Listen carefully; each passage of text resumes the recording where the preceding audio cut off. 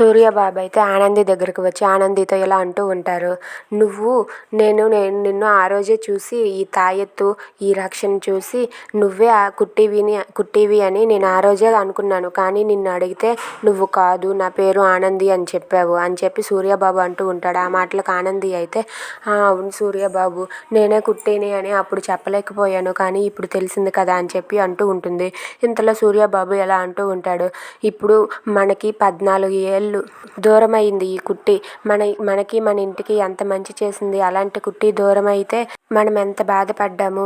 ఈ కుట్టికి న్యాయం జరిగేలా చేయాలి. ఈ కుట్టి శిక్ష అనుభవించకూడదు అని చెప్పి సూర్య అంటూ ఉంటాడు. ఆ మాటలకు జ్యోతి అవునండి అని చెప్పి అంటూ ఉంటుంది. ఇంతలో ఇందమ్మ ఆ కుట్టి దగ్గరకు వచ్చి ఇలా అంటూ ఉంటుంది, ఏంటే నీ ధైర్యం?